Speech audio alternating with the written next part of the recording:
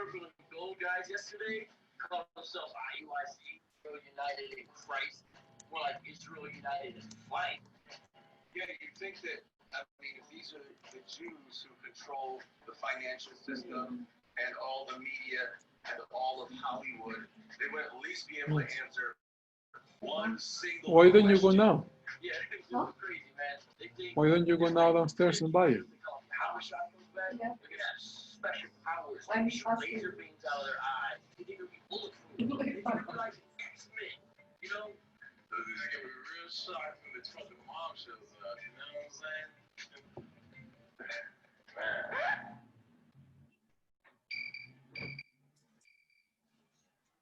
What did you just say?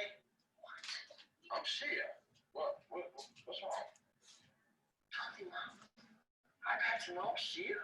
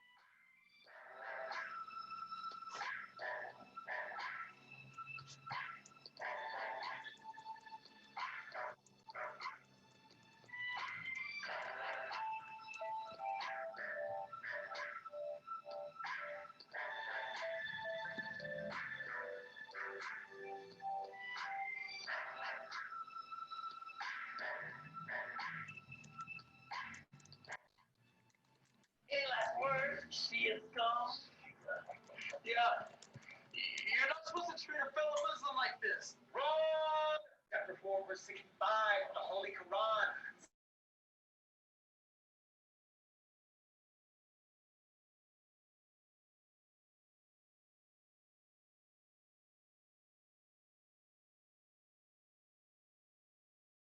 Interveners. Well, those are my real last words. What are your last words then? I was just kidding. I'm not really a Shia. Wait, it was a prank? Yeah. Oh, my goodness, you had us going there, dude. Oh, you totally had us going. Oh, man. Let's go get it. Let's go get it.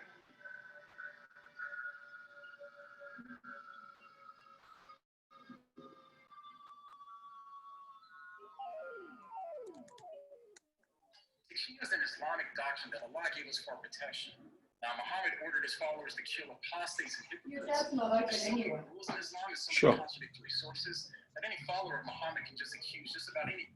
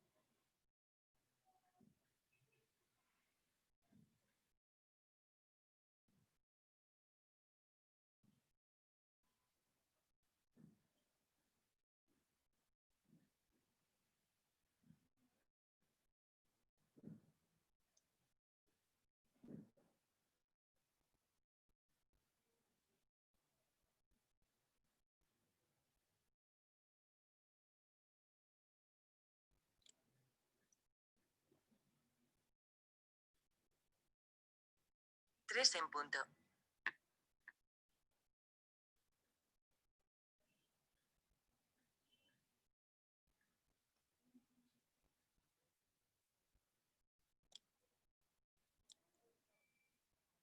Profe, buenas tardes, ¿cómo está? Buenas tardes, Joana.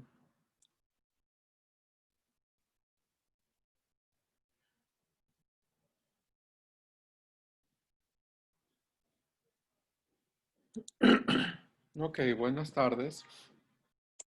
Buenas tardes, Espero que se encuentren bien. Buenas tardes, Pablo. Am, bueno, ya la gente se está uniendo. Buenas tardes, profe. ¿Cómo estás, Karina? Buenas.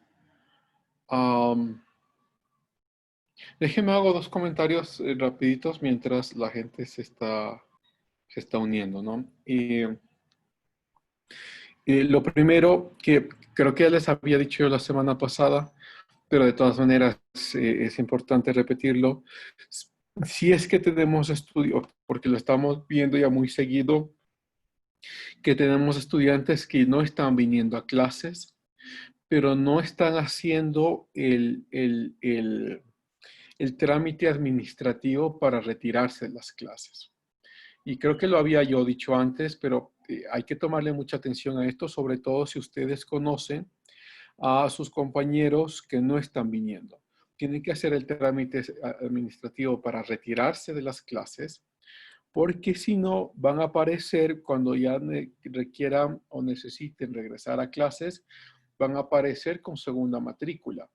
Y es como que hubiesen perdido todo el semestre, y si pierden otra vez, o sea, la tercera matrícula, quiere decir que les van a pedir que salgan de la carrera y se vayan a otra carrera, ¿no? Entonces, creo que es importante que ustedes que si están asistiendo a clases lo sepan para que las puedan comunicar a sus compañeros que no están asistiendo y si es que los conocen, ¿no?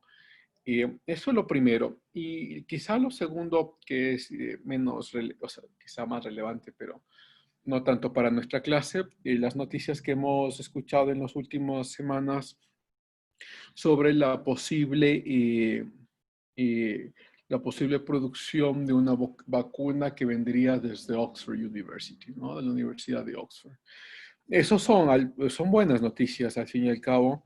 Ayer leí que Brasil ya había adquirido 100 millones o preadquirido 100 millones de vacunas y había pegado como 8.000 millones de dólares, algo parecido.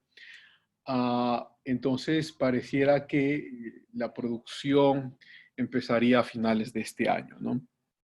Que son buenas noticias al fin y al cabo, porque si hemos tenido reportes de estudiantes, nuestros estudiantes que se han infectado, gracias a Dios, todos están saliendo.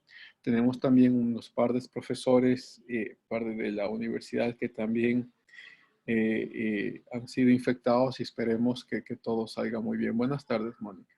Buenas Esperemos tardes. que todo. Buenas tardes.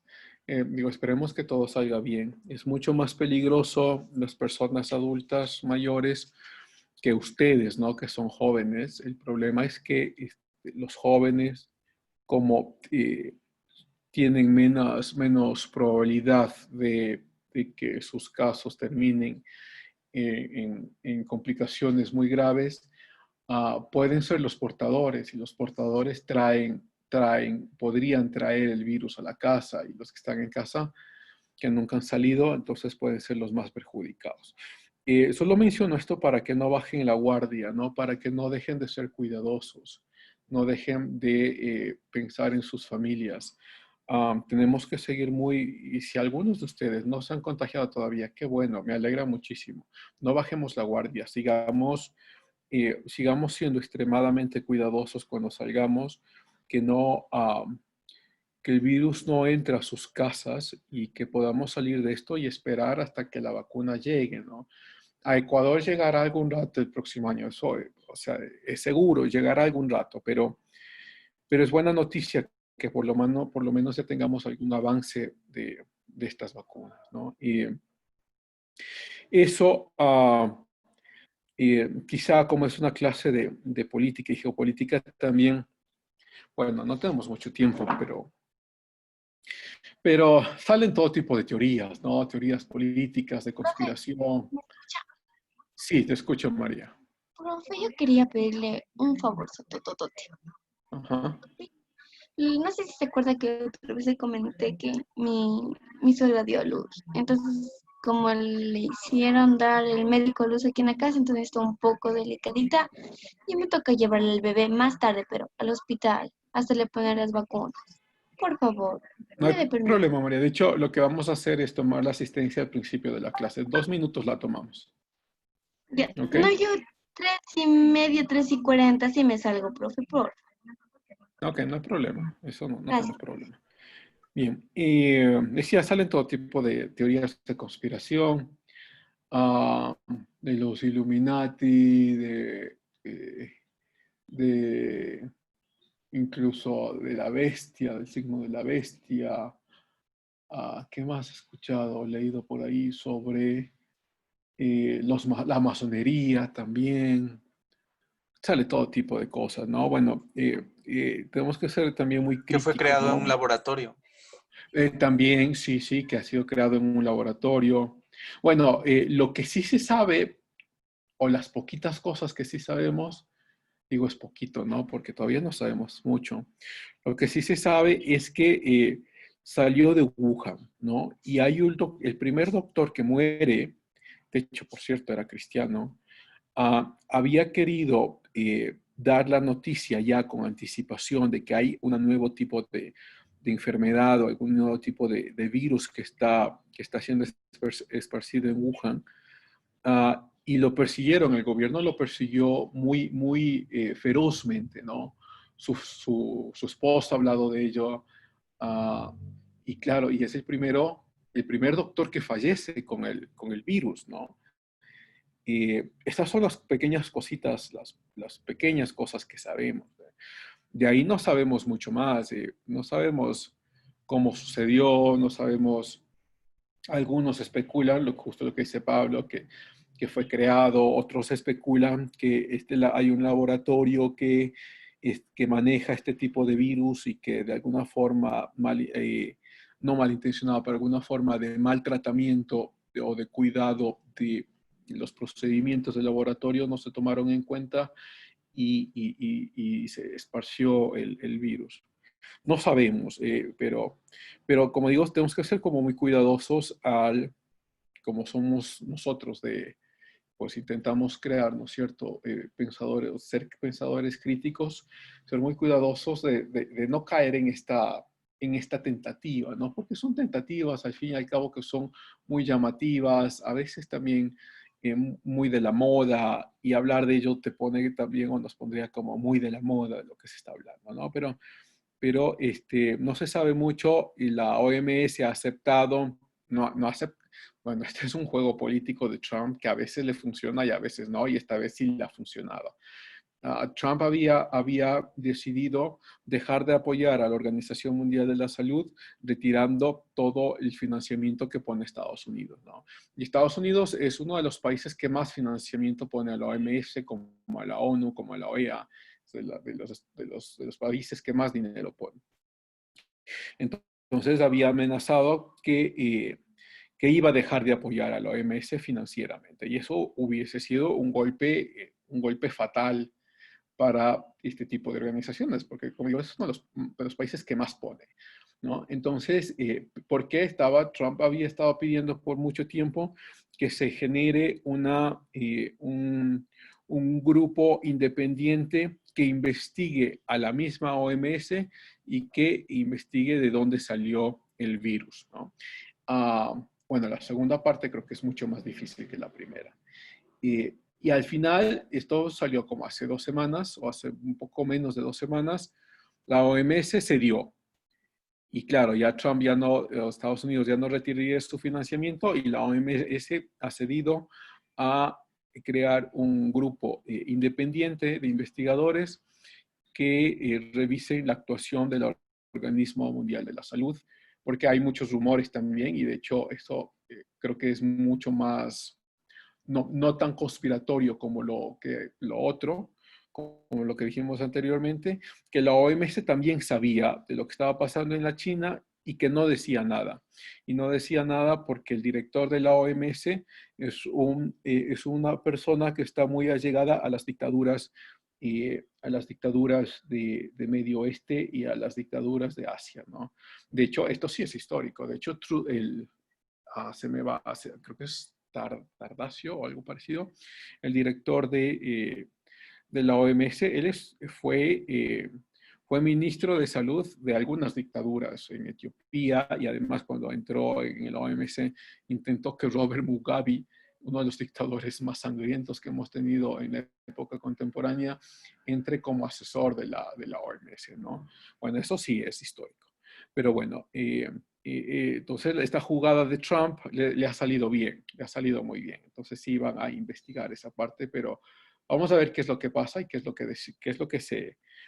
que se puede revelar, ¿no? Tomará mucho tiempo también y ya cuando se revele algo ya todo esto habrá pasado. No nos importará mucho, pero bueno, a veces le sale bien en las jugadas a Trump, a veces no. Digo, le salió bien en este lugar. También le salió muy bien la jugada con México y Canadá, si ustedes recuerdan, ¿no? Es decir, él había estado luchando para que el NAFTA, este acuerdo de libre comercio que había entre México, Estados Unidos y Canadá, desaparezca, ¿no? Y eso lo había dicho incluso desde la campaña política. Entonces él ya entra como presidente con el mismo discurso, sigue amenazando a México, sigue amenazando a Canadá, y los sienta a los dos y genera un nuevo tratado, un tratado que beneficia más a Estados Unidos.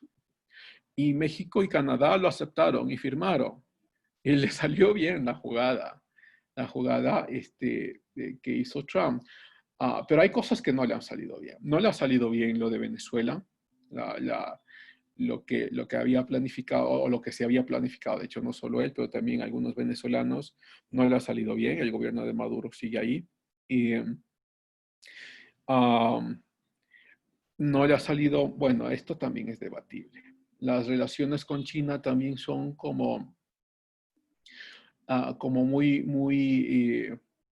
muy complicadas. Si ustedes revisaron o quizás escucharon hace poquito, hace unas 2 semanas, ¿no? Que salió esta noticia de que el camarón ecuatoriano estaba llegando con el coronavirus a China. Resulta que, o sea, espero que ustedes lo hayan escuchado, pero resulta que los camaroneros de acá, los empresarios camaroneros ecuatorianos, en rueda de prensa dijeron que no, el camarón ecuatoriano está sano, sino que posiblemente lo que había estado contaminado son las cajas. Eso se dijo al instante, al día siguiente cuando ya salió la noticia, ¿no? Eso dijeron los camaroneros ecuatorianos.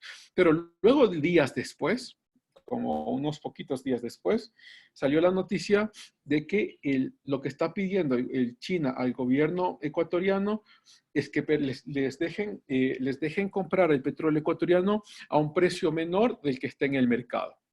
De hecho, habían dicho como $20 o algo parecido y en este momento el petróleo está en 45, ¿no? Entonces, que les permitan comprar el petróleo ecuatoriano en menor precio y ahí sí dejarían entonces entrar al camarón ecuatoriano. Es una Profe, jugada. Sí, Pablo. bueno, cuando ya termine esta idea, quisiera una pregunta que no logro comprender muy bien cómo funciona. ¿Qué define exactamente el precio del petróleo a nivel mundial? Pero cuando ya termine esta idea. Ok, gracias, Pablo. Ahí lo intentamos responder.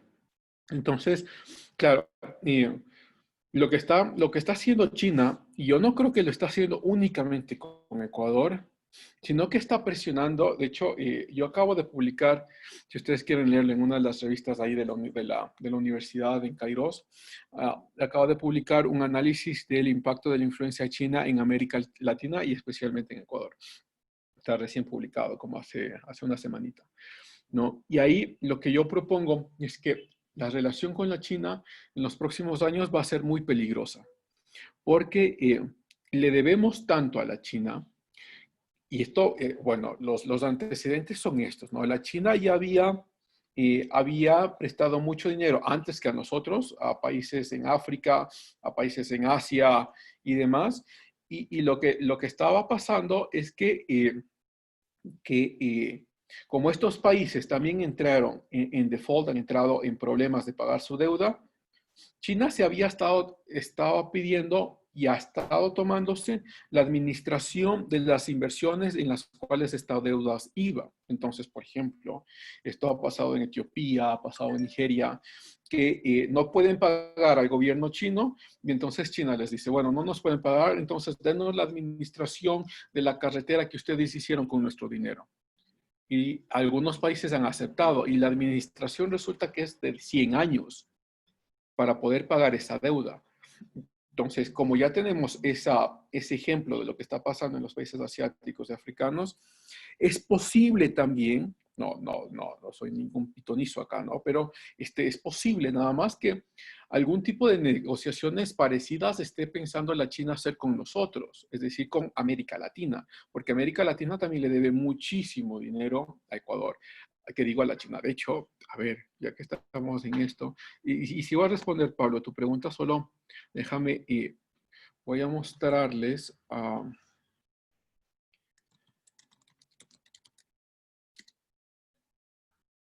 déjeme, lo busco para que lo podamos ver.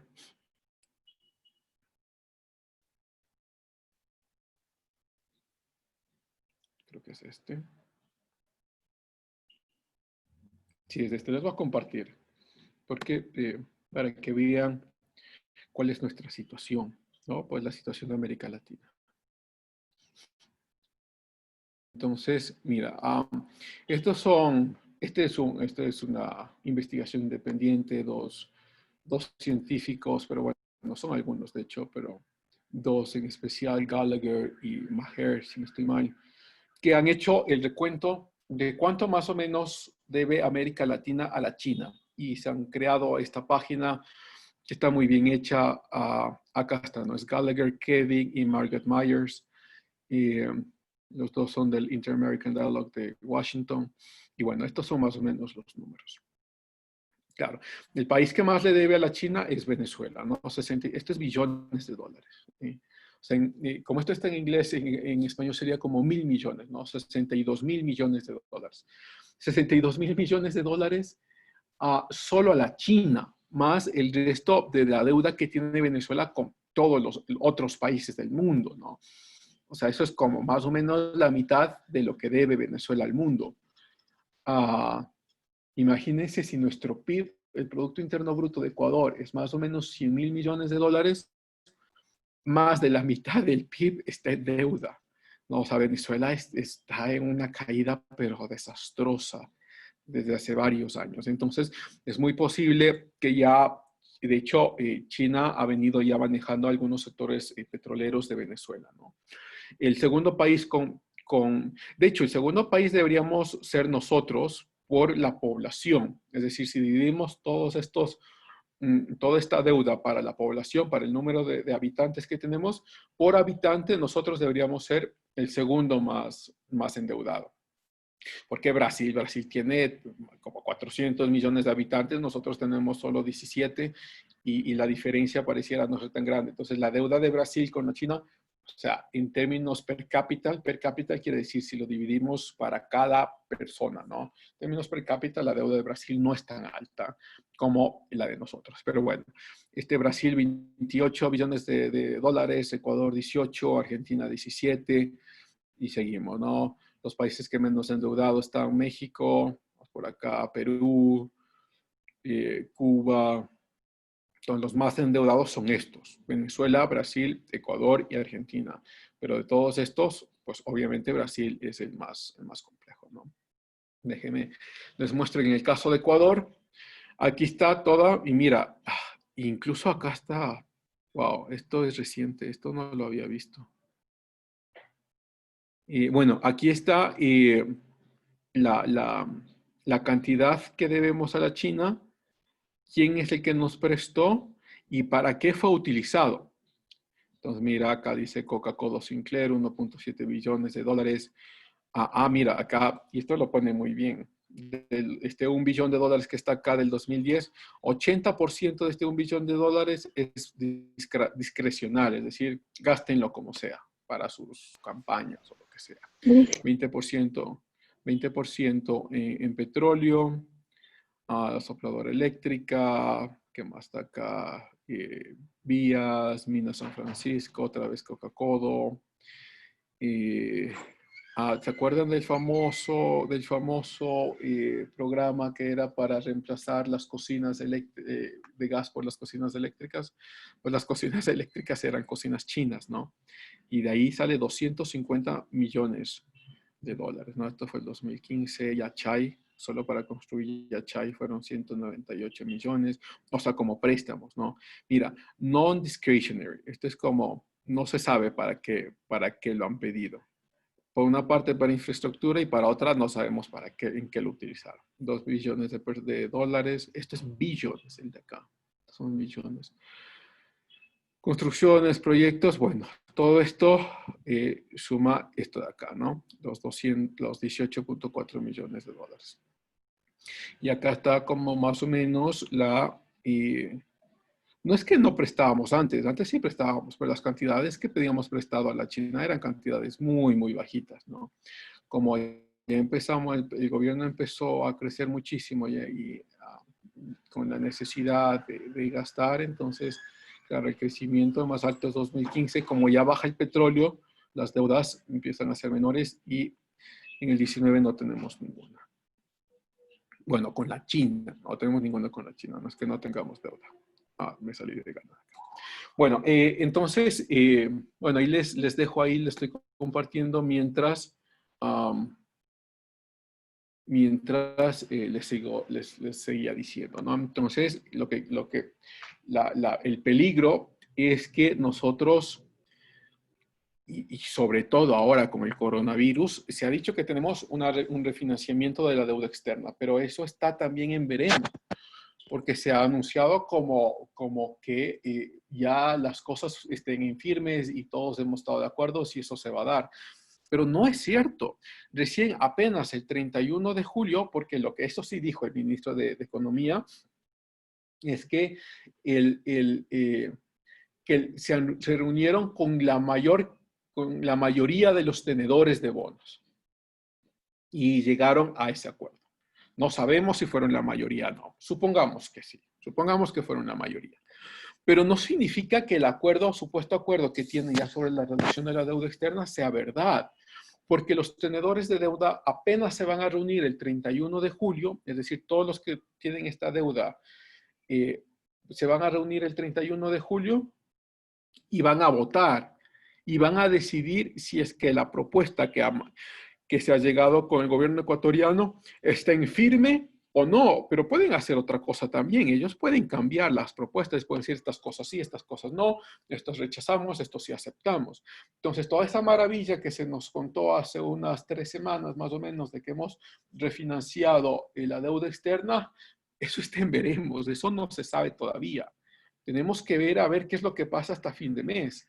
Y si es que en fin de mes, supongamos que sí, que los tenedores aceptan.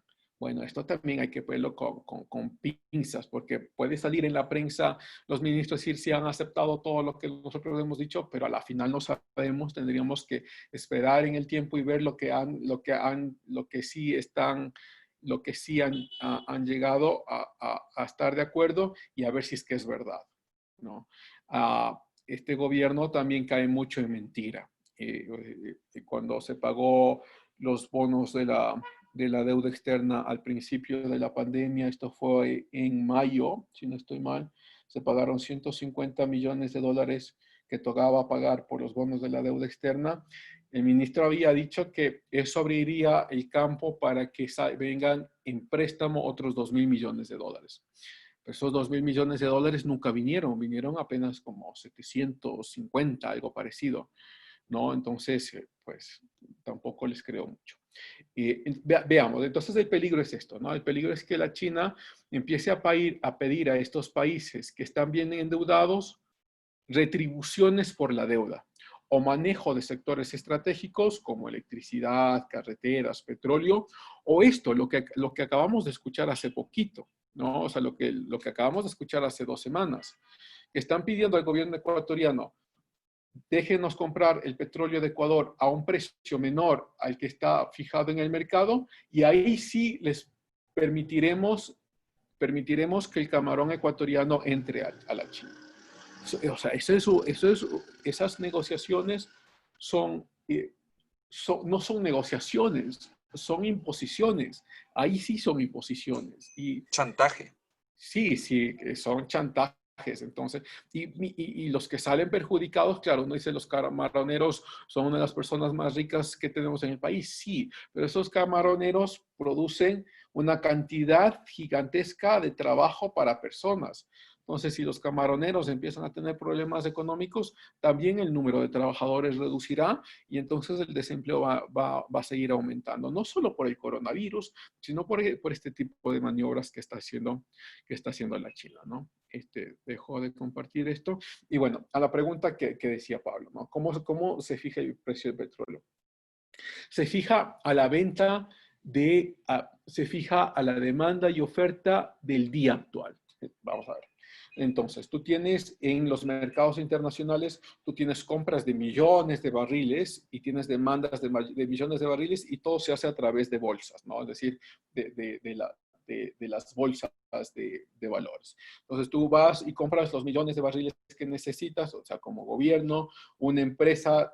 Como hay muchas empresas, tú vas como gobierno y dices, bueno, necesito 100.000 millones de barriles. ¿Quién me vende? Y dice, esta empresa te vendo a esto. Y como están en la competencia, todo se maneja y el precio se empieza a establecer en esta competencia. Pero esta es una de las cosas interesantes que pasan con el mercado de petróleo. Se fija el precio, por ejemplo, tú fijas el precio, ¿sí? Este momento, pero la entrega del petróleo se la hace a partir de un mes o incluso puede demorarse 2 o 3 meses. Y el problema que ha visto, y sobre todo Ecuador con este tipo de transacciones, es que, por ejemplo, tú vendes el petróleo, y esto también hay como que entenderlo, porque hay muchas acusaciones ahí muy sueltas que se hacen sin entender muy bien cómo funciona el mercado. Entonces, por ejemplo, el gobierno vende a $40 el barril de petróleo, ¿sí? Si los vende a $40, supongamos 100.000 barriles, estos 100.000 barriles se entregarán en un mes. Pero puede ser que en ese mes, en el próximo mes, y el precio haya subido $10 o haya subido $20, pero ya no puedes renegociar eso porque ya está vendido, ¿no? Entonces, como ya no puedes renegociarlo, se vende al precio al que lo negociaste al principio, ¿no? Entonces, lo que también muchos Fernando Villavicencio, uno de ellos, ha dicho es que Ecuador le vende petróleo a las empresas chinas, y estas empresas chinas luego cogen el mismo petróleo y van y lo venden a Estados Unidos. Y entonces las chinas funcionan como intermediarios.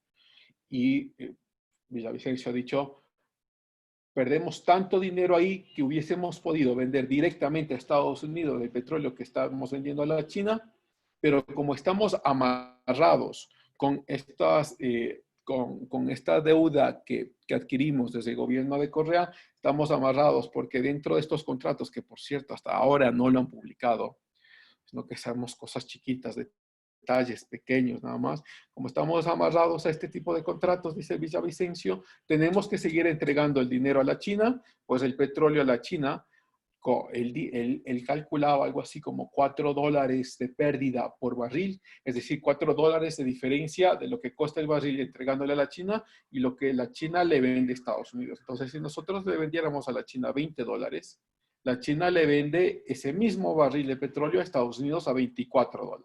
Entonces, perdemos $4 por barril. Y si son 500.000 barriles diarios, perdemos más o menos $2 millones diarios, ¿no? Pero seguimos amarrados, de acuerdo a Villavicencio, seguimos como hasta el 2026, 2027. Seguimos amarrados con este tipo de contratos que se firmaron en el gobierno de Correa, ¿no? Entonces, claro, es un peligro, y es un peligro, como les menciono, lo que estamos viviendo con esta deuda que tenemos con la China.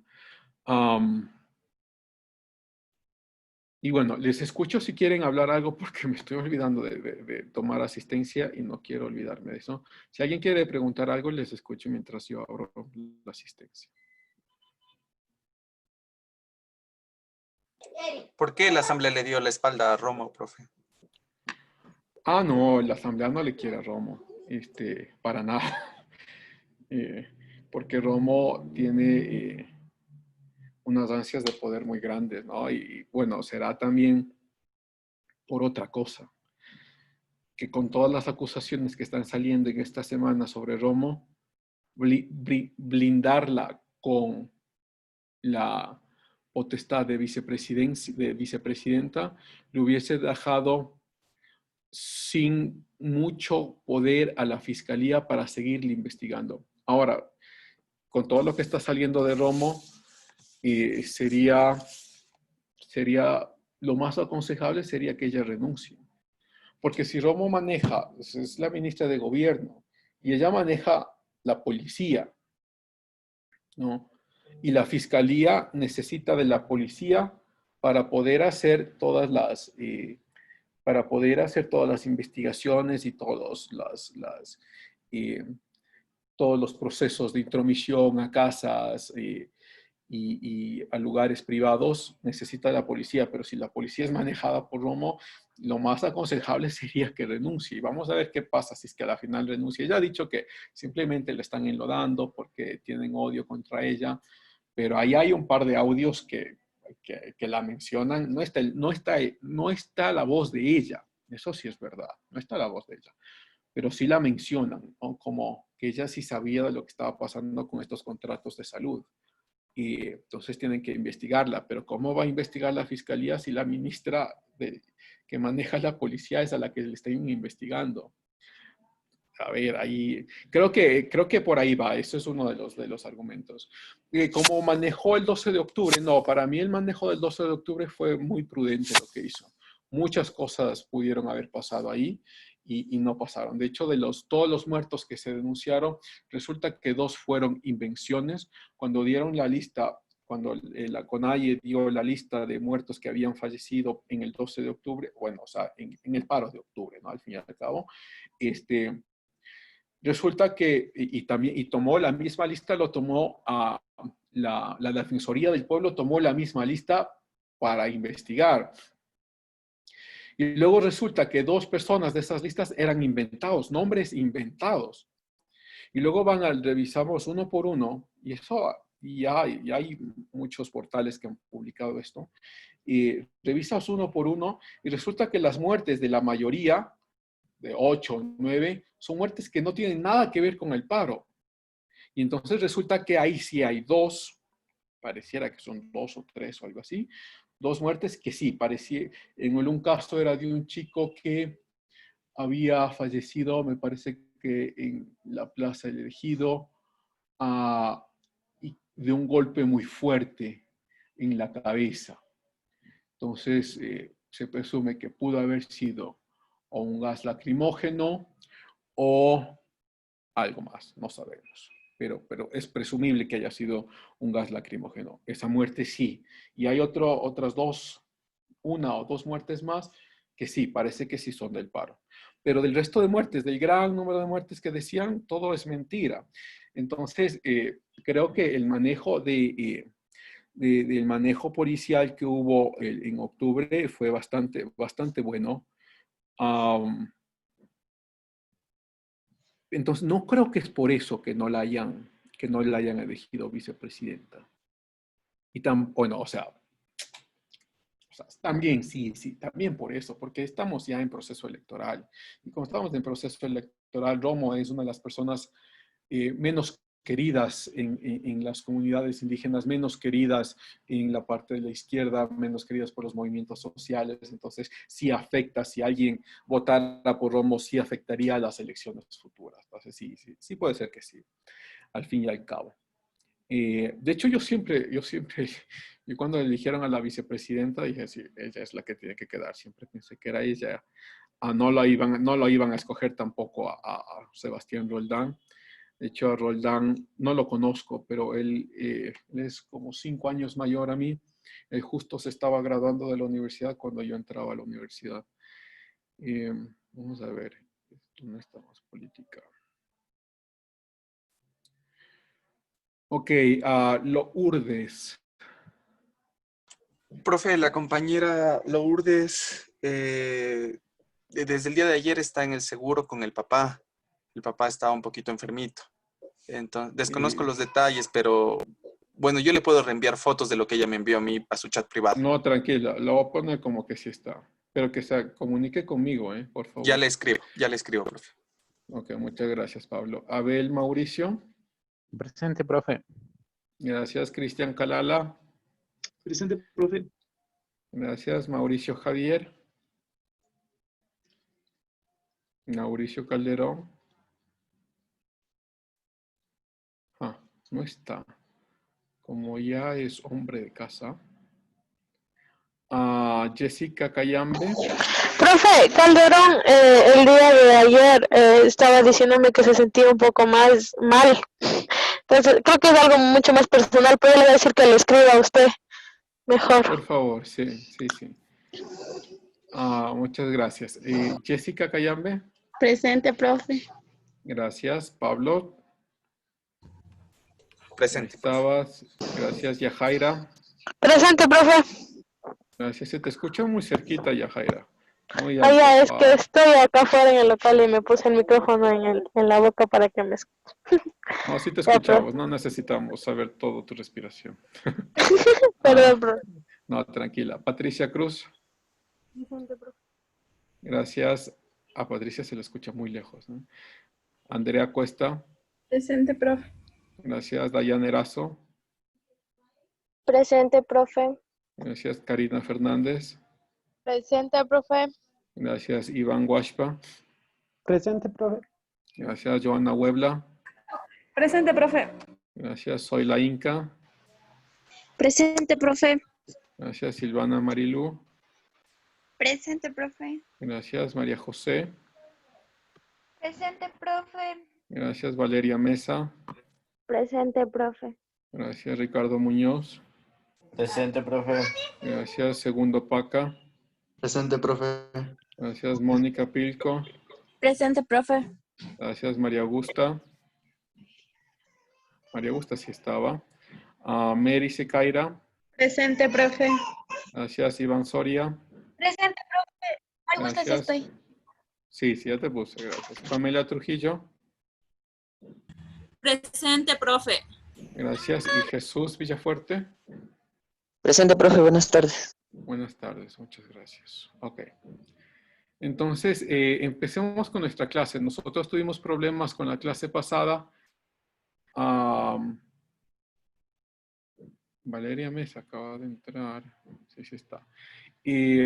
Tuvimos problemas, digo, con internet de la clase pasada, pero vamos a intentar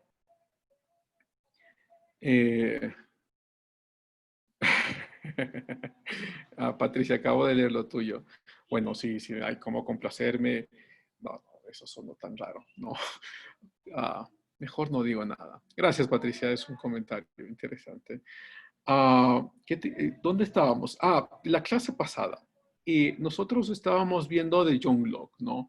Y entonces estábamos presentando que John Locke tuvo mucha influencia sobre todo ideológicamente, ¿no? En la independencia de los Estados Unidos, y lo que había querido presentarles es la Declaración de Independencia. Déjenme ver. La Declaración de Independencia de Estados Unidos, porque pues nos habíamos quedado ahí, no habíamos podido mostrar cómo esta declaración había sido influenciada por John Locke y qué es lo que había pasado, ¿no? Entonces voy a buscarlo acá rapidito. Lo tenía abierto ya, pero creo que lo he cerrado. No me demoro.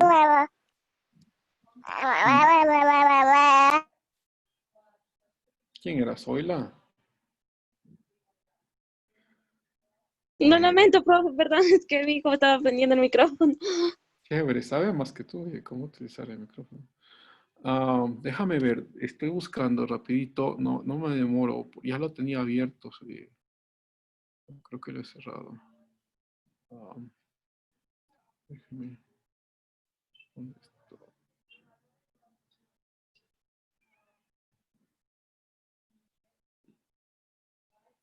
Bueno, ustedes la pueden abrir también, ¿eh? O sea, si es que yo no la encuentro tan rápido, busquen Declaración de Independencia de los Estados Unidos en español, para que puedan verla.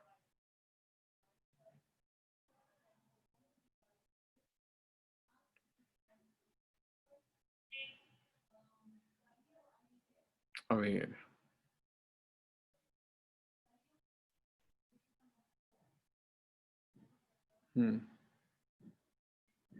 ¿La tiene alguno ya abierta?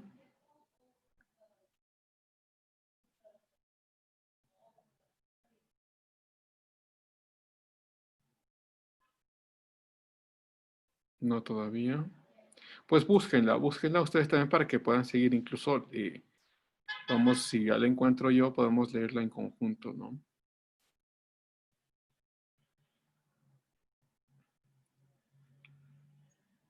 Caramba.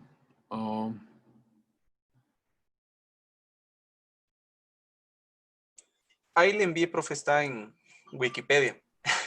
¿Sí le encontraste? Sí, bajando un poquito hay una sección que se llama Contenido de la versión manuscrita de la declaración. Está en inglés, pero ahí hay una pestañita al ladito que dice traducción, entonces se le puede traducir rapidito. Okay. Congreso 4 de julio de 1776, la declaración unánime de los 3 estados de Estados Unidos de América, cuando en curso de los acontecimientos humanos hace necesario para un pueblo disolver los vínculos, está todo. Ok, muchas gracias. Sí, ya lo acabo de abrir, lo que nos enviaste. Ok, entonces sí es esta. Pueden abrirlo todos, lo que envió Pablo al chat. Sí, ahí está en español. Entonces déjeme, yo lo voy a compartir acá. Ok, entonces esto es lo que estamos viendo, ¿no? Ahí está en español, ¿no? El Congreso, el 4 de julio de 1776, la declaración unánime de los 13 Estados Unidos de América. Me estoy olvidando algo, pero voy a tener que anotarlo acá. María como Augusta, ¿sigues todavía por ahí?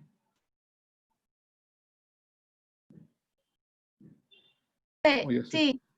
Ok, María Augusta, voy a poner una tarea, hacerlo al final de la clase, me he olvidado porque siempre lo hago al final, pero lo voy a hacer, al principio, pero lo voy a hacer al final. Entonces, como tú ya mismo te vas, revisa el aula virtual más tardecito para que sepas cuál es la tarea, ¿ok? ¿Y cuándo va a estar la tarea, profe? Hoy la hago, ya en esta clase mismo. Yo siempre hago dentro de la clase, lo sé hacer al principio, pero me estoy olvidando, lo voy a dejar al final. Pero va a estar ahí dentro del aula virtual la tarea y la lectura con la que deben trabajar. ¿Ok? Creo que pregunta hasta cuándo, Pero eso profe. digo, profe. ¿Hasta cuándo? Tendrán 12 días.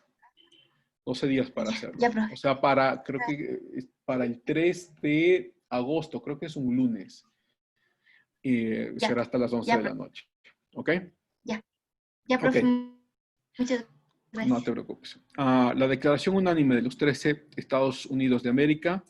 Cuando en el curso de los acontecimientos humanos se hace necesario para un pueblo disolver los vínculos políticos que los han ligado a otro y tomar entre las naciones de la tierra el puesto separado e igual a que las leyes de la naturaleza y el Dios de esta naturaleza le dan derecho. Un justo respeto al juicio de la humanidad exige que declare las causas que le impulsan a la separación. Bueno, ese es simplemente el preámbulo, ¿no? La introducción. Y vamos a lo de abajo, que supongo que ustedes también lo están abriendo, ¿no? Y lo están siguiendo conmigo. Ok, sostenemos como evidentes esta es la parte que a mí más me gusta, porque es una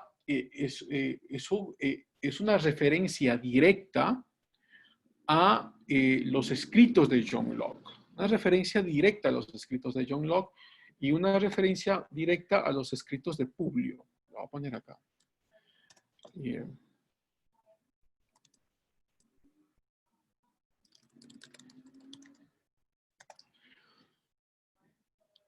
No me sale directo. Bueno,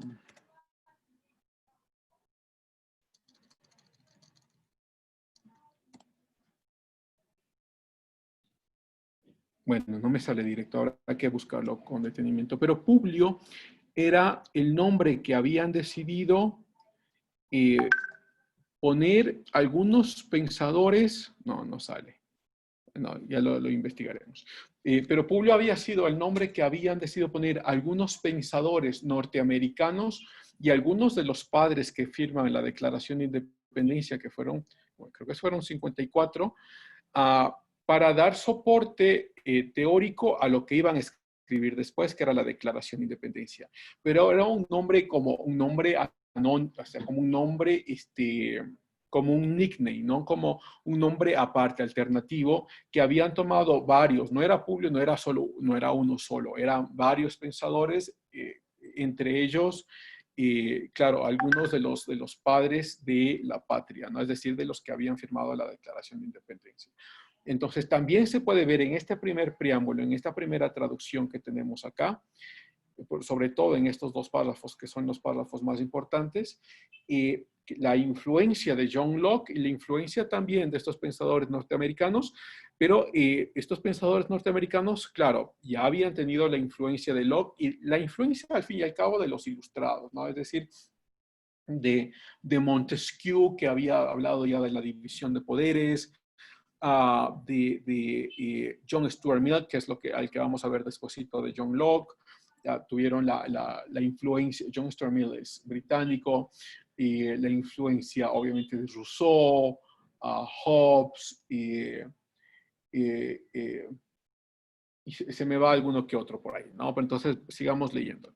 Sostenemos como evidentes estas verdades: que los hombres son creados iguales, que son dotados por su creador de ciertos derechos inalienables.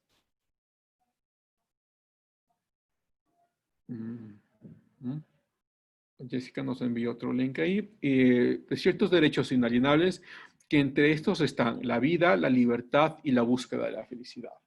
Ok, entonces en esta primera introducción, Locke no había hablado de libertad. Eso sí es muy norteamericano. Locke había hablado de salud. Para Locke era la vida, la libertad y la salud. Pero, bueno, al fin y al cabo. Entonces, vamos solo para revisarlo muy rápidamente, ¿no? ¿Qué es lo que dice aquí? Primero afirma, de hecho, a Burton, y esto yo creo que él sí es muy público.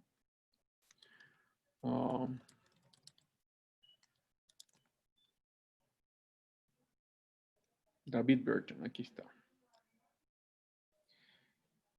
Pues no está la foto.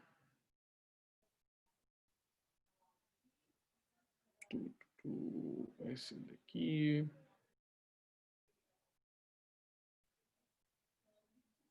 Bueno, aquí está David Burton, que es este personaje que está acá. No es muy conocido, es un historiador renombrado en Estados Unidos, pero a nivel mundial no es tan conocido. Es este que está aquí, ¿no? David Burton. Bueno, David Burton, él lo que había hecho es coger los escritos de estos padres de la patria, estos 54 padres, los escritos durante las 2 semanas que ellos estuvieron confinados para escribir la Declaración de Independencia, ¿no? Y en estos escritos, es decir, en los diarios que él revisa, encuentra en 4 diarios de las personas que estaban ahí para firmar esta Declaración de Independencia, él encuentra en 4 diarios que escriben que la mayoría de los, bueno, mayoría ahí el número puede saltarse, ¿no? Pero, o puede ser arbitrario, pero que la mayoría de los que habían firmado la Declaración de Independencia eran cristianos y que muchos de ellos incluso habían decidido pasar 4 días de ayuno antes de firmar la Declaración de Independencia. Y él de hecho, publica, él tiene varios libros, David Burton, él tiene varios libros en el que él publica donde en los diarios de estas personas dice esto, ¿no? Y entonces, pareciera que no es un mito lo que se dice que Estados Unidos, que la fundación de Estados Unidos es el único país con fundamentos enteramente cristianos. Él diría, no es un mito eso, es un mito que es una realidad. Porque lo encuentras, primero, lo encuentras en la Declaración de Independencia y habíamos hablado de Locke, ¿no? Que Locke era un pensador, un filósofo muy importante, un filósofo político, pero que también él creía en el cristianismo, ¿no? Y que esa influencia había llegado a los Estados Unidos y que además, lo habíamos mencionado también en la clase pasada, que además que teníamos muchas de las iglesias protestantes, sobre todo protestantes, que habían migrado a Estados Unidos, porque además que Estados Unidos se estaba convirtiendo en la superpotencia, ya estaba siendo incluso más próspera y más rica que la misma Inglaterra, siendo todavía una colonia, ¿no? Y después, esto incluso ya Mark Twain un poco después escribirá en sus libros, no, en una carta escribe Mark Twain que le parecía impresionante lo que había, porque él había viajado a Estados Unidos, que le había parecido impresionante lo que vio en Estados Unidos, que nunca había visto tanta prosperidad. Pero esto lo escribe Mark Twain. Bueno, Bertrand lo que está diciendo acá es que es la única nación, y además él menciona que es la única nación del planeta que no ha cambiado su constitución desde sus orígenes, que no ha cambiado su constitución desde que se fundó la nación. Tienen la misma constitución. Claro, la constitución de Estados Unidos es chiquitita, ¿no? Tiene 30 y pico. Bueno, busquémoslo de una vez para poderles mostrar, ¿no?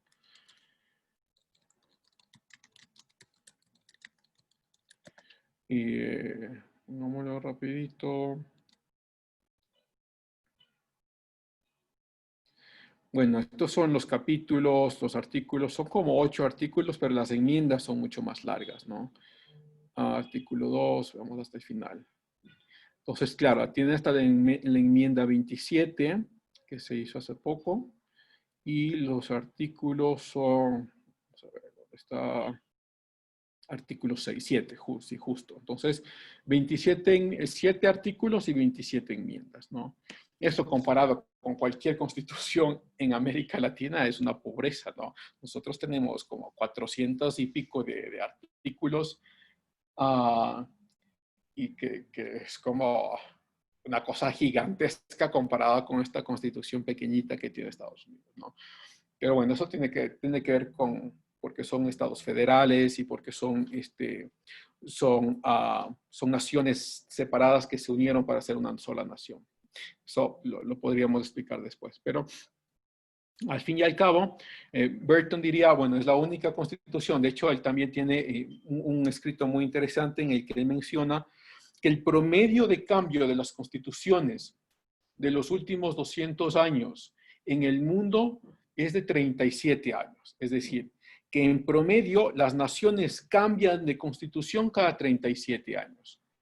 Pero en el caso de Estados Unidos, es el único país en el mundo que no ha cambiado su constitución desde que se fundó. Y entonces, él también, de hecho creo que está acá uno de sus libros.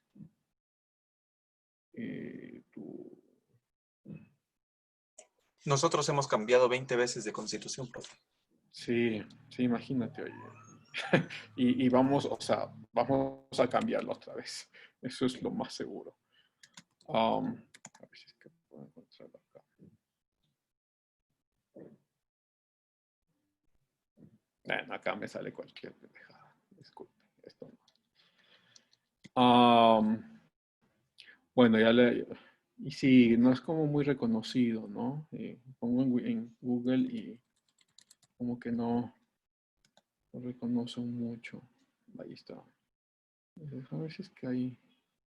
Denme solo un segundito porque yo quería mostrarle algunos de los libros que tiene. Pero bueno, me va a tomar algún tiempo. Y bueno, entonces él dice, y claro, Bertrand argumenta que todo tiene que ver porque la Constitución que se firmó y la Declaración de Independencia que se firma tomando en cuenta los fundamentos de Occidente. Bueno, y vamos a seguir revisando la declaración, ¿no? O sea, se toma en cuenta todos los fundamentos de Occidente, es decir, se toma en cuenta la libertad religiosa, se toma en cuenta las libertades, se toma en cuenta la propiedad privada, se toma en cuenta la democracia, ¿no? La división de poderes.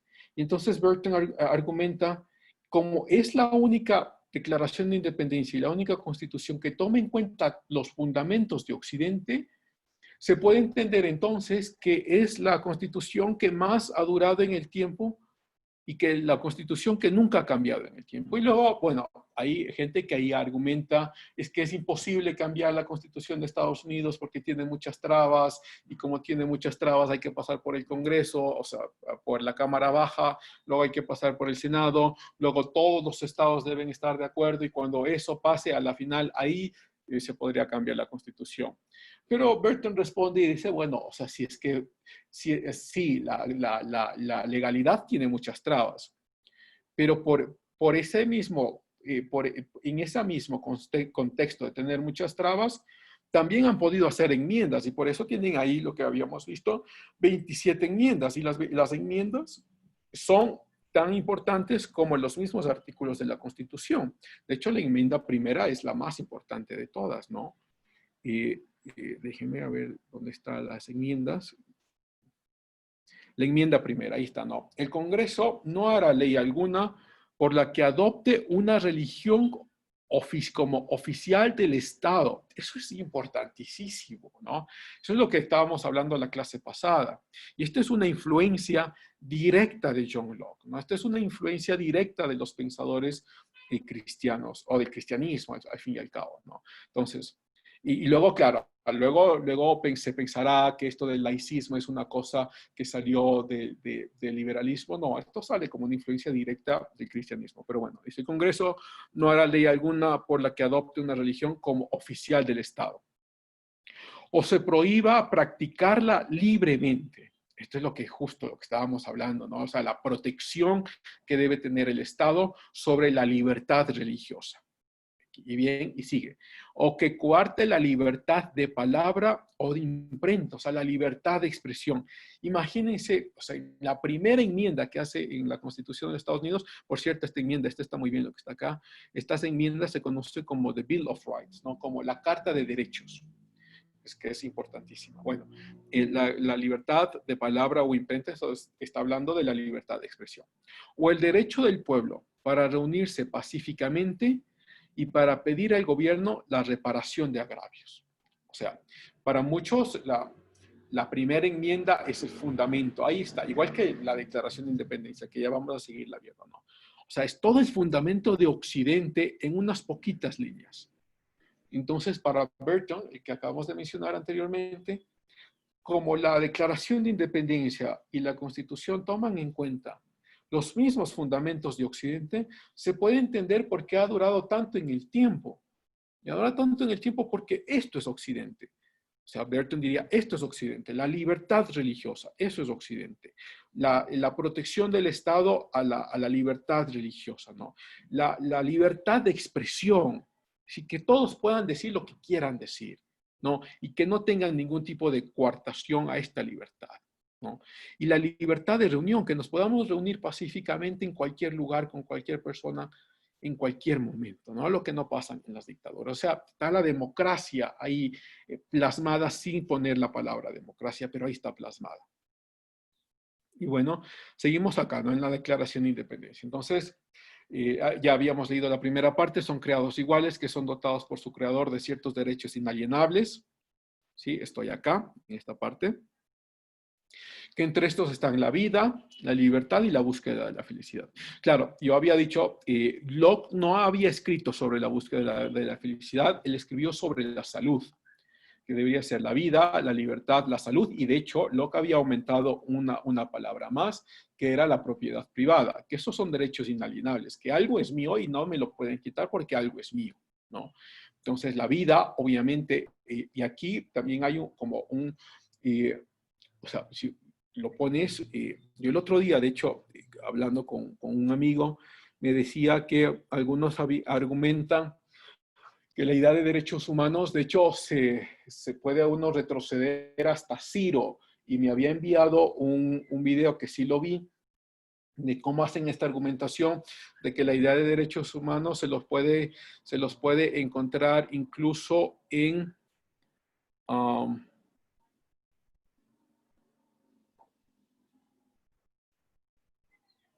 ¿Querían tener el apoyo de Francia, dices, Joana? Francia apoyó mucho Sí, profe. sí, Francia apoyó mucho a la independencia de Estados Unidos. Sí, te escucho, te escucho. Bueno, mi pregunta era de que, bueno, según Benjamin Franklin, el promotor ideal de Estados Unidos, dice que él fue un científico político, ¿no? Y entonces, él luchó, o sea, participó durante el conflicto en las tareas diplomáticas, especialmente para asegurar el apoyo de Francia. Entonces, mi pregunta era, desde, como quien dice, desde su nacimiento de Estados Unidos, ¿ellos querían el apoyo de Francia o no? No, sí tuvieron. De hecho, tuvieron el apoyo de Francia para independizarse. Y ya cuando Estados Unidos se independiza, Francia está tan alegre de que se haya independizado que les envían como recuerdo la Estatua de la Libertad. ¿No? Entonces, la Estatua de la Libertad no se crea en Estados Unidos, sino es una creación francesa como un halago que hace el gobierno francés a la independencia de Estados Unidos. Ya, profe, muchas gracias. No, o sea, está muy bien la pregunta. Y has mencionado a Benjamin Franklin. A Benjamin Franklin, claro, es uno de los padres de Estados Unidos, pero se lo conoce más como científico, ¿no? Como este científico que empezó a trabajar con la electricidad. Ok. Y ahí hay otros, Jefferson, Washington, que podemos hablar de ellos también. Bueno, entonces decía que en este video que me habían enviado, entonces hay un intento de pensar que la humanidad de a poquito iba pensando en los derechos humanos y entonces lo ubican a Ciro, luego ubican a Grecia y luego a Roma y luego se saltan toda la Edad Media, en este video se salta toda la Edad Media y luego van donde los ilustrados, lo que estamos viendo en este momento y demás, ¿no? Pero ya cuando empezamos a conversar con este buen amigo, yo le decía que no es tan cierto, no es tan cierto. De hecho, en Roma, la palabra, y esto de hecho lo acabo de revisar hace poquito, como hace unas 2 semanas, la palabra latina para orinar era la misma palabra que se utilizaba para eyacular. Entonces, se tenían los esclavos que tenían los romanos, no eran solo esclavos de trabajo, eran esclavos sexuales también. Y entonces uno se puede encontrar en varias de las cartas de los historiadores romanos cómo se utilizaba a estos esclavos para introducir sus fluidos corporales. Y cuando entonces dices, imagínate que eso pasaba en Roma. En Grecia pasaba otras cosas que eran horrendas, ¿no? Como la muerte de niños, la muerte de niñas, la poca atención o nada atención a las mujeres, todas las prácticas eugenésicas que se tenían. Y eso pasaba en Roma. Entonces, pensar que los derechos humanos surgieron en el tiempo y que se lo puede datar hasta Grecia, no es verdad. No es verdad. De hecho, los derechos humanos apenas uno los podría ver ya como consistentes a partir del siglo XVI y siglo XVII. Porque dice, bueno, también, bueno, no pudiese incluso argumentar que los puedes ver desde el siglo I, ¿no? Me refiero al cristianismo, no a Roma, sino al cristianismo. Pero bueno. Entonces, este primer intento de derechos humanos lo podemos ver aquí, en esta que es la Declaración de Independencia. Luego se escribirá algo que se llama los derechos humanos del hombre en Francia durante la Revolución Francesa. Y luego se escribirá también, unos pocos años después, los derechos humanos de la mujer. Y claro, cuando se escribieron los derechos humanos del hombre, no es que dejaron a la mujer de lado. Cuando se referían al hombre, era hombre y mujer. Pero bueno, alguien dijo, esto es discriminatorio, nos escribamos los derechos humanos de la mujer, que era más o menos una copia de lo que decían los derechos humanos del hombre, pero poniendo a la mujer en vez de hombre, ¿no? Algunas cosas pequeñas cambiaban, sobre todo al final de esta declaración, ¿no? Y entonces, solo para retraernos, o sea, no se puede ver como los principios de los derechos humanos aquí. Ok. Entonces yo me estaba refiriendo a esto de los derechos porque desde el principio, ahora hay mucho debate sobre eso, ¿no? Que todos los principios son iguales.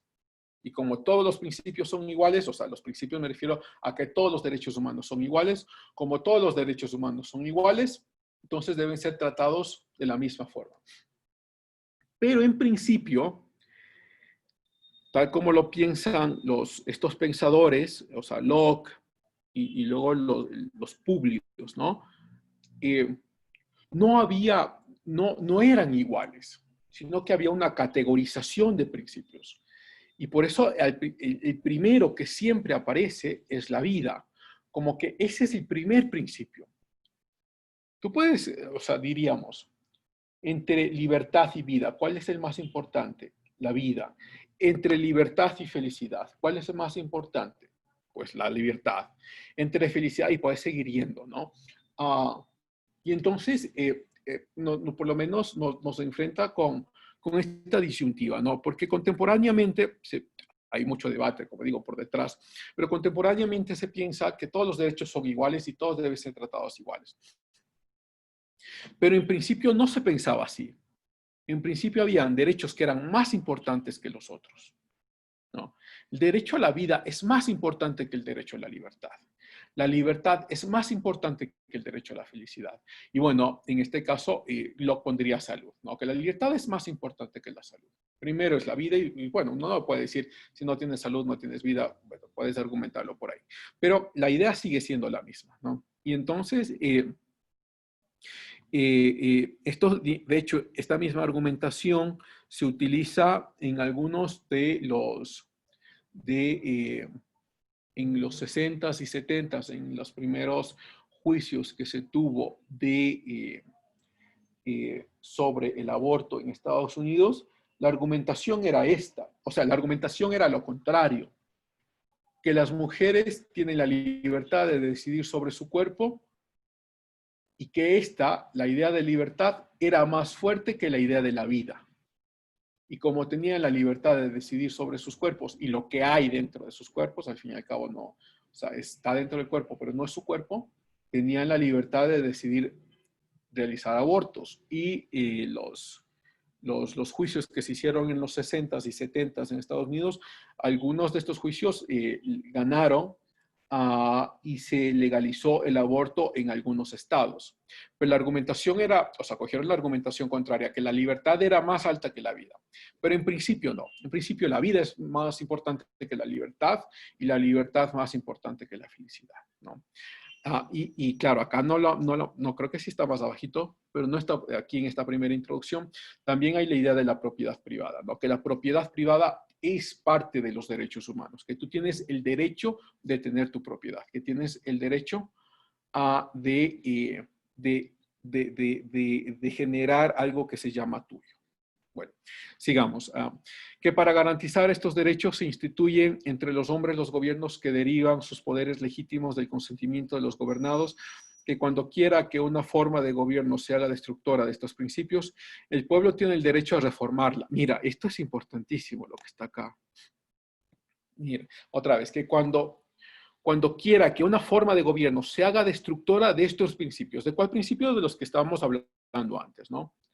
El pueblo tiene el derecho de reformar o abolirla e instituir un nuevo gobierno. Es decir, de acuerdo a la Declaración de Independencia, abre la posibilidad legal para que la población derroque a sus gobiernos si es que estos gobiernos no están protegiendo la vida o la libertad y en este caso la búsqueda de la felicidad, ¿no? Y organizar sus propios poderes en forma que a su juicio ofrezcan las mayores probabilidades de alcanzar su seguridad y felicidad.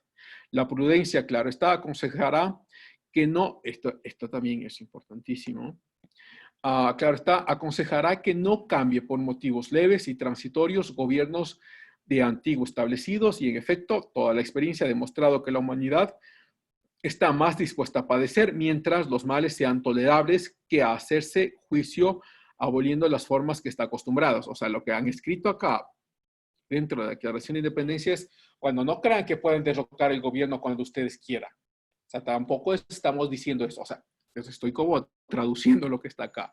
O sea, ellos dicen, no es que estamos diciendo que derroquen a los gobiernos cuando ustedes quieran, ¿no? Sino que Ok, ya no lo vi a Jesús, déjenme, lo encuentro y ya lo admito. Gracias por el mensaje.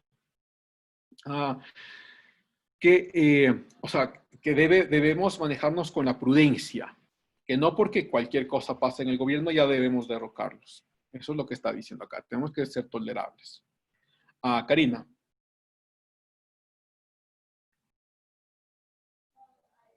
Karina, ¿habías alzado la mano? No, profe, me equivoqué. Ok. Ok, Joana, cuídate, nos vemos. Y bueno, sigamos. Pero cuando una larga serie de abusos y usurpaciones dirija invariablemente el mismo objetivo, evidencia en designio de someter al pueblo a un despotismo absoluto. Mira lo que dice acá, ¿no?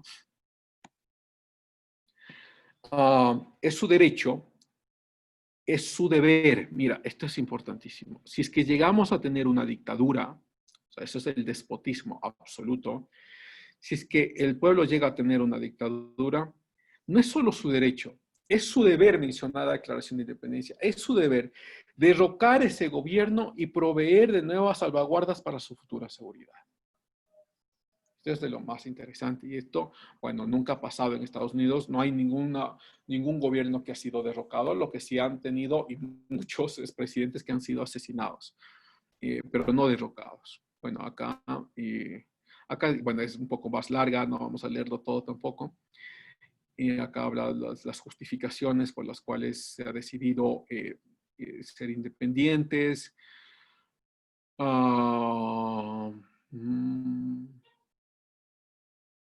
Y bueno, y la Declaración de Independencia, ¿no? Acá no están todos los que firman. Bueno, sí están como en línea, habrá que contarlos. Pero bueno, de los más importantes, vamos a ver John Adams, que fue presidente de Estados Unidos, Samuel Adams. Déjenme ver quién más está importante. Samuel Huntington, pensador, filósofo. ¿Dónde están? Thomas Jefferson, acá está, ¿no? Y no lo encuentro. Bueno, hay que revisar ahí la lista. Y entonces ahí voy a dejar de compartir esto. Y entonces ahí tenemos la influencia, ¿no? Es una influencia, pero gigantesca. Una influencia gigantesca de la Ilustración, de Locke, sobre todo de Locke, para la creación de los Estados Unidos. Pero la misma influencia tenemos en América Latina, de hecho. No tanto la influencia de John Locke per se, pero sí de los ilustrados franceses.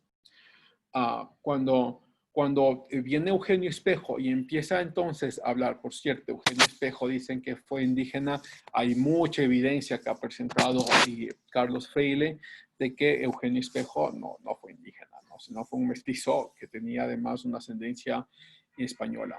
Pero bueno, que Eugenio Espejo cuando empezó a defender a los indígenas y empezó a escribir también a favor de una posible independencia de los gobiernos de América Latina, lo hace justamente por esto, ¿no? Porque viene la influencia de los ilustrados, y de hecho a Espejo se lo considera como uno de los ilustrados latinoamericanos, influencia de los ilustrados, y también ve cómo Estados Unidos había adquirido su independencia y cómo al mismo tiempo muchas de las naciones, como Francia, estaban llegando a la democracia, o sea, se estaban haciendo países democráticos, ¿no? Y como se estaban haciendo países democráticos, entonces toda esta influencia histórica de pensamiento y filosofía viene también a América Latina y también viene a Ecuador, pues por lo menos a lo que era, en ese tiempo éramos parte de la colonia española, también viene a nosotros y somos también como el resultado del siglo XVIII, ¿no? El resultado de la Ilustración, el resultado de estos grandes pensadores como como Locke, Rousseau, Montesquieu. Montesquieu no lo hemos visto, pero Montesquieu es el que había propuesto que el gobierno se divide en tres, ¿no? El poder ejecutivo, el poder judicial y el poder legislativo, ¿no? Y que deberían de estar divididos en tres y que esta era la funcionalidad del Estado, era en estas tres y que las tres se protegían y la democracia estaba basada en estos tres poderes. Claro que Montesquieu había puesto un énfasis mucho más grande en el poder parlamentario. Para Montesquieu el parlamento era el fundamento de estos tres poderes, pero al fin y al cabo los tres poderes divididos, ¿no? No era el ejecutivo. Y claro, estas ideas también pasan a las nuevas creaciones de las naciones europeas, porque al fin y al cabo resulta que la mayor parte de las naciones europeas, o bueno, una gran parte de las naciones europeas, son democracias parlamentarias. Esto quiere decir que tenemos dos tipos, al menos dos. Dentro de estos dos tipos hay como otras divisiones. Pero tenemos al menos dos tipos de democracias, ¿no?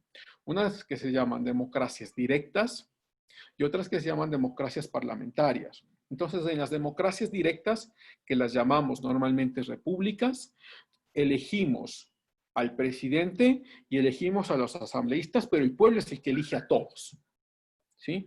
Esta es la democracia directa, que las llamamos repúblicas, ¿sí? Pero tenemos también las democracias parlamentarias, que los ciudadanos cuando van a las votaciones no votan como voto por este que me cae bien, por este cantante y por este payaso, ¿no? Y voto por todo lado. No, en las democracias parlamentarias uno vota por partidos políticos. Y esto exige además que la población esté educada de lo que significa ser de derecha, qué es lo que significa ser de izquierda. Si yo voto por el Partido Conservador, ¿por qué ideales estoy votando? Si voto por el Partido Liberal, ¿por qué ideales estoy votando? Si voto por el Partido Verde, ¿por qué ideales estoy votando? Si voto por el Partido Marxista, ¿por qué ideales estoy votando? O el Partido de los Trabajadores y bla, bla, bla, ¿no? Entonces, cuando uno va a las democracias parlamentarias, votan es por partidos. Esto pasa en Alemania, por ejemplo. Votan por partidos. Tú vas y escoges un partido y dices, voy a votar por el Partido Liberal. Y votas por el Partido Liberal. Y el Partido Liberal entonces te ha ofrecido que si ellos tienen la mayoría, este va a ser el nuevo primer ministro, que tomaría las funciones de lo que sería el presidente, ¿no? Este va a ser el primer ministro. El Partido de los Conservadores dice, bueno, si ustedes votan por mí, nosotros ofrecemos que esta persona va a ser el primer ministro. Y así todos los partidos. Claro, que ya en el juego democrático es muy complicado, porque nadie tiene mayorías absolutas y entonces tienen que transar entre otros partidos para escoger al primer ministro. Pero más o menos tienes la idea de por qué es lo que estás votando. Tienes la idea cómo tus asambleístas van a votar por ciertos temas específicos, ¿no? Y entonces hay como, esta es una tradición que sale, claro, también desde Montesquieu, porque Montesquieu daba mucho más poder al sector parlamentario que al sector del ejecutivo o al sector judicial, porque Montesquieu decía, el parlamento es el fundamento de la democracia, entonces el parlamento es el que debe tomar estas decisiones electorales. Ya en la República, en lo que nosotros estamos, como en la República de Ecuador, no tomamos en cuenta tanto estos aspectos de Montesquieu, sino que le damos mucha más autoridad al poder ejecutivo. Eso es el poder ejecutivo el que toma la mayor autoridad de los otros tres poderes, aunque los otros dos poderes sean también significativos, ¿no? Entonces, por eso elegimos directamente a presidente y elegimos directamente a asambleístas. Claro, los dos sistemas democráticos tienen pros y contras, ¿no? O sea, un pro le pudieses decir es que elegir a la república da necesariamente la responsabilidad a los ciudadanos por quién eliges, quién quieres que sea presidente. Y dices, puede ser que ese sea un pro. Pero el contra es que nosotros elegimos al que sea. Es decir, tú vas a elegir a parlamentarios y escoges a alguien de derecha, también escoges a alguien de izquierda, escoges a alguien de centro y escoges al payaso que no sabe ni qué es lo que piensa. Y escoges a cualquiera de ellos, ¿no? Entonces, ese es como el contra. Mientras que en estas democracias parlamentarias, lo que pasa es que los ciudadanos les obligan a los ciudadanos a que se autoeduquen. Si vas a votar por el Partido Liberal, tienes que saber qué es lo que piensa el Partido Liberal para que votes por ellos. Ya no puedes entonces tú votar como por candidatos independientes y no puedes votar tampoco por presidentes, porque no hay presidentes, hay primer ministros. Bueno, por ejemplo, la figura alemana, en Alemania hay alguien que se llama presidente, pero no tiene las funciones de presidente. El presidente en Alemania es más o menos como el ministro de Relaciones Exteriores, es la persona que va afuera, la persona que se toma las fotos, pero la que dirige la orquesta en Alemania es Angela Merkel, ¿no? Ella es la primer ministra, o la primera ministro, ¿sí? Ella es la primera ministra, ¿no? Entonces, tienes ahí tienes dos diferencias importantes en los sistemas democráticos. ¿Cuál nos conviene más? Pues ahí ustedes me pueden decir qué es lo que piensan, ¿no? Por un lado, hemos intentado tener ciertos sistemas parlamentarios cuando en elecciones anteriores se nos ha pedido que votemos en lista, ¿no? Que votemos en raya. Es más o menos una semejanza a un sistema parlamentario. Pero luego la gente se cansa y dice, es que yo no quiero votar solo por este partido, quiero votar también por esta persona que me parece respetable, por este otro. Y entonces tienes, como digo, pros y contras al fin y al cabo. ¿Cuál nos conviene? Creo que como Ecuador somos personas muy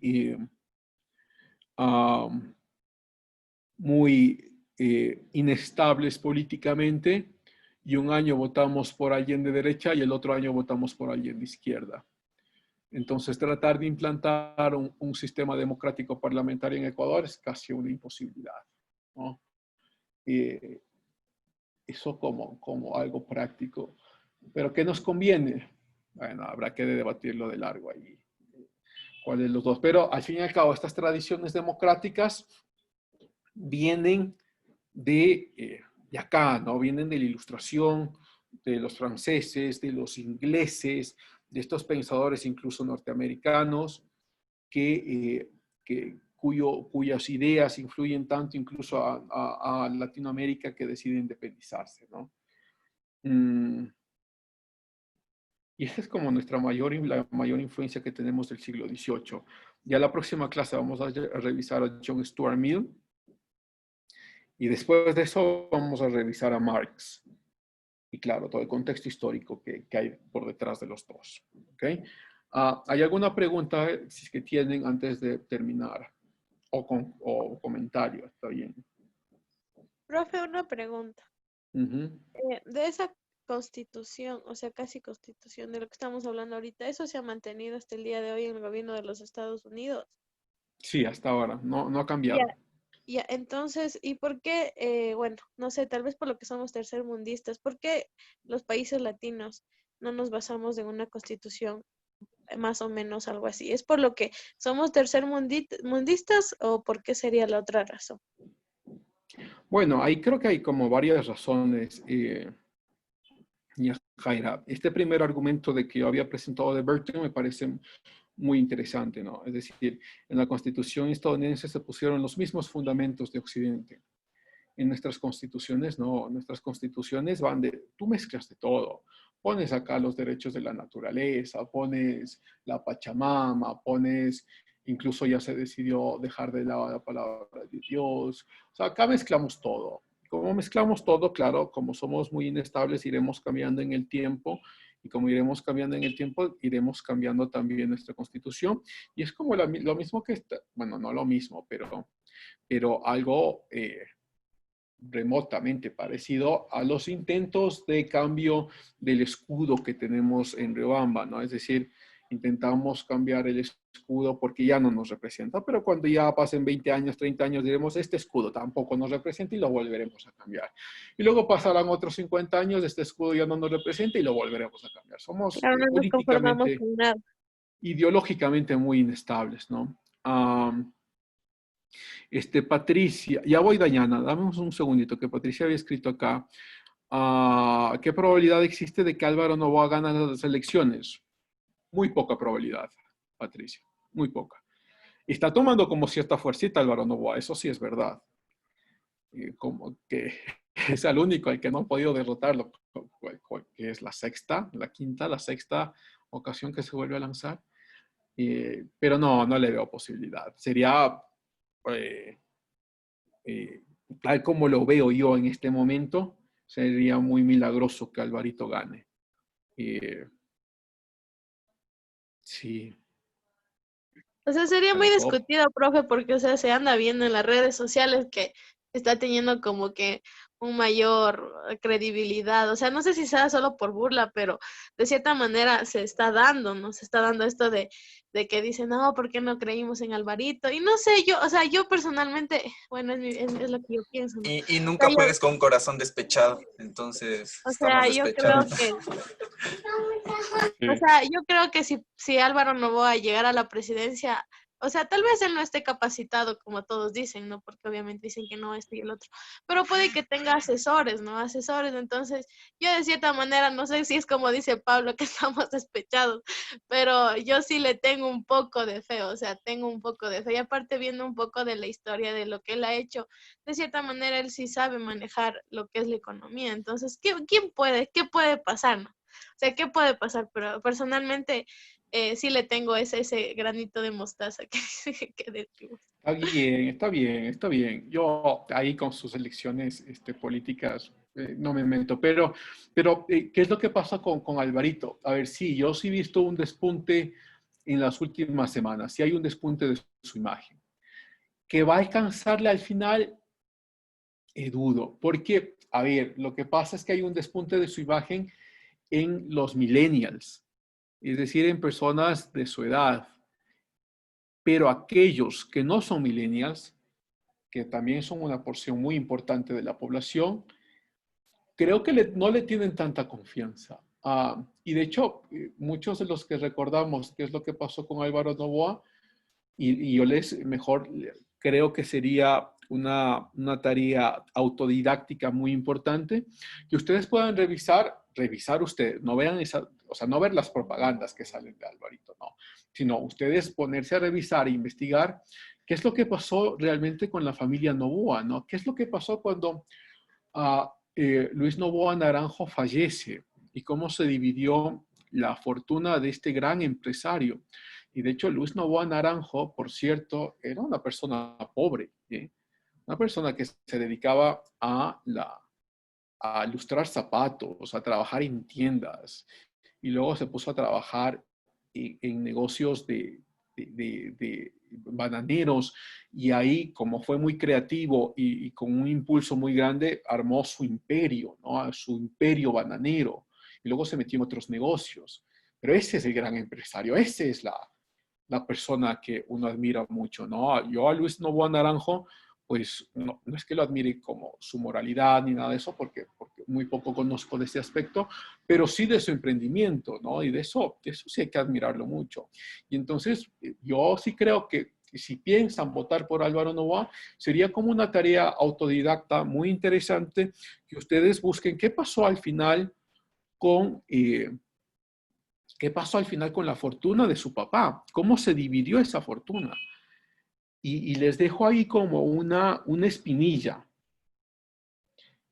Y si ustedes logran buscar algo, espero que me lo cuenten la próxima semana. La espinilla es esta. ¿Quién lo declaró loco al papá? ¿Quién? Al papá de Alvarito, ¿no? A Luis Noboa Naranjo. ¿Quién mostró y quién encontró, quién fabricó, pongámoslo así, porque no estamos seguros, pero quién mostró el certificado de demencia del papá? Para que el papá no pueda decidir cómo deja sus riquezas, sino que se decide en las cortes. Les dejo esa espinilla, y si ustedes la buscan y lo encuentran, les espero que me lo digan la próxima semana. Dayana. Yo iba a preguntarle sobre lo que saben decir en Estados Unidos sobre las enmiendas a la Constitución. Eso no tengo muy claro cómo es eso, si es que dice que la Constitución se mantiene, ¿no? Eso no entiendo, mejor dicho, porque se supone que aquí en Ecuador cambia totalmente toda la Constitución o solo parte de la Constitución. y por qué en Estados Unidos también dicen que es un modelo excelente a seguir. Yo tengo mis dudas, porque hay muchos estados en sí que no aplican en su totalidad toda la Constitución. Hay otros estados vuelta que tienen otras leyes, otras normas, como usted lo dijo, y hay otros, por ejemplo, hay unos estados incluso que no tienen ni siquiera leyes para lo que es lo cibernético, no tienen nada para lo que son acoso cibernético, bullying cibernético, nada de eso. Entonces, a mi parecer también estarían un poco retrasados en lo que es ese aspecto, ¿no? Es lo que pienso y que me aclare la duda de que cómo son las enmiendas y eso. Claro, Dayana, a ver, es un comentario interesante el que haces, porque, vamos a ver, la Constitución y las enmiendas, ya te explico lo de las enmiendas, pero la Constitución y las enmiendas es mandatorio, es obligatorio, todos los estados lo tienen que cumplir, todos, sin excepción. Y por eso existen jueces que son estatales y jueces que son federales. Los jueces federales están por encima de los jueces estatales. Si alguna autoridad de algún estado en Estados Unidos no decide acatar la Constitución, puede ser acusado ante un juez federal y puede ir a la cárcel sin ningún problema. Ahora, ¿que el sistema es perfecto? No, nada es perfecto. Nada, hay problemas en todos los sistemas, ¿no? Todos los sistemas democráticos tienen problemas, no hay nada perfecto. Pero sí hay unos sistemas que funcionan mejor que los otros. Y resulta que, claro, el sistema estadounidense ha funcionado muy bien. ¿Que funciona mejor que los europeos? Bueno, ahí podrías ponerlo en duda, ¿no? Algunos sistemas de legalidad europeos son muy eficientes, como el sueco. Bueno, también hay muchos problemas, ¿no? Como el alemán también tiene problemas. Pero al fin y al cabo, no puede compararlo, es decir, en estos aspectos es mejor Estados Unidos y en este aspecto es mejor los países suecos. El otro día, de un pensador muy interesante, Douglas, voy a buscarlo, pero se llama Douglas y se me va el nombre en este momento. Déjame, lo busco rapidito.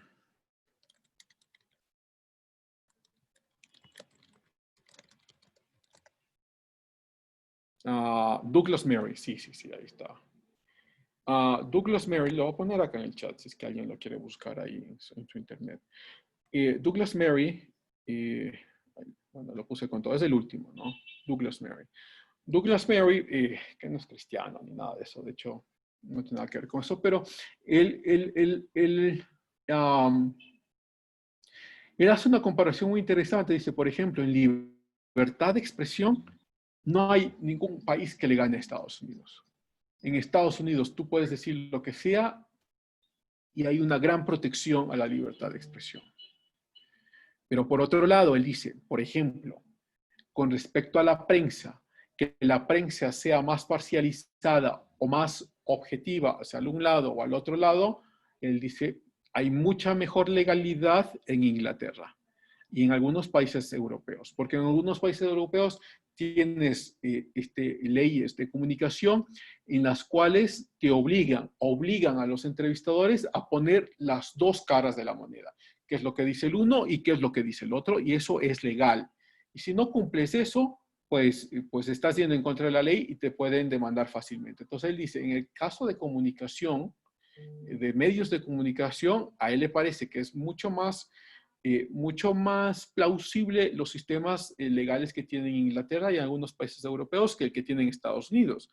Porque en Estados Unidos tú ves CNN, me refiero no en español, al CNN internacional, al CNN en inglés. Tú ves CNN en inglés y todos son de izquierda, y todos son como tendiendo a ser marxistas. Pones el canal de Fox, el Fox News en inglés, y todos son de derecha, todos son conservadores. Y no tienes como un equilibrio en ninguno de los dos canales. Y bueno, la mayoría de canales tienden a ser muy liberales, ¿no? Muy de izquierda. Pero Douglas Murray lo que dice es, bueno, eso no encuentras tú en Inglaterra y no lo encuentras en Europa. En Europa tienen la obligación de mostrar las dos caras, ¿no? Entonces depende de los lugares, o sea, depende del tema en el que estemos hablando. Tú dices de los ataques cibernéticos. Sí, puede ser que en algunos estados no tengan tanta legalidad y en otros sí, y que en Europa sea mejor. Puede ser que sí. Puede ser que sí. Y dentro del otro, de las enmiendas no son enmiendas a la Constitución, aunque se llaman enmiendas, sino son como añadiduras. Nos faltó decir esto. Y como nos faltó decir esto, tenemos que ponerlo porque no está en la Constitución. Entonces, las enmiendas que tienen en el caso de Estados Unidos no son cambios a la Constitución, sino son cosas o elementos o ideas que se les quedó en el tintero y no lo pusieron al principio. ¿Algo más habías preguntado? ¿Por qué de nuestra Constitución. Nuestra Constitución sí podemos cambiarla o parcialmente o completamente. Tal como estamos, sí la podemos hacer. Completamente sería todo un desastre, a menos que venga otro dictador y quiera cambiarla. Pero las propuestas que se ha escuchado en estos últimos meses es que la quieren cambiar parcialmente y la quieren hacer a través de consulta popular. Vamos a ver si pasa. Eso es, Dayana. Muchas gracias. ¿Alguien más? Profe, gracias por aclararme. No, no hay problema. ¿Cómo estamos? Jessica, sí. Profe, y disculpe, si Francia apoyaba la independencia de Estados Unidos, ¿qué ganaba? Ganaba que Inglaterra sea menos fuerte. Porque Inglaterra se hubiese quedado como la gran colonia y la gran fortaleza del mundo. Y entonces estaban peleando, aunque después de Napoleón se habían unido, pero ya cuando Napoleón desaparece, los imperios europeos empiezan otra vez a tratar de buscar quién era el más fuerte entre ellos, ¿no? Entonces debilitarían al gran imperio inglés. Y otra cosa, profe. ¿Estados Unidos tiene la ley de aborto? En algunos estados sí. De hecho, creo que en la mayoría de estados. Algunos estados no. Depende en qué estado. Entonces sí se iría en contra de lo que establecieron al inicio de proteger la vida. Sí, de hecho hay muchos grupos que ese es el argumento. Que el argumento es que han decidido que la libertad está por encima de la vida y que en principio esta nación no se había creado con ese tipo de caracterización de valores y por ende iría en contra de la Declaración de Independencia y en contra de la misma Constitución. Sí hay esa argumentación, pero lo que ha pasado es que hay jueces, incluso jueces federales, que han fallado a favor de los casos de aborto y lo han hecho entonces legales para algunos estados, creo que para la mayoría de estados, y entonces los jueces federales, claro, están encima de los jueces o de la legalidad estatal y ha quedado así. Pero no son en todos los estados tampoco. Igual que la pena de muerte. La pena de muerte, se piensa, ¿Estados Unidos tiene pena de muerte? No, no. Algunos estados tienen pena de muerte, otros estados no tienen pena de muerte. Depende del estado al que quieran ir. Y claro, la pena de muerte es como también muy argumentada, muy debatida. Hay que debatir mucho de eso. Y si me hacen acuerdo, lo hacemos la próxima clase. Gracias, Jessica.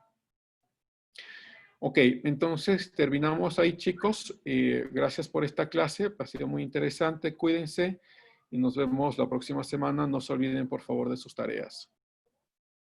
¿Ok? Hasta luego, profe. Bonita Gracias, tarde. cuídense. Hasta luego. Bye bye. Hasta luego. Hasta luego, profe. Hasta luego, cuídense. Hasta luego, profe. Hasta luego.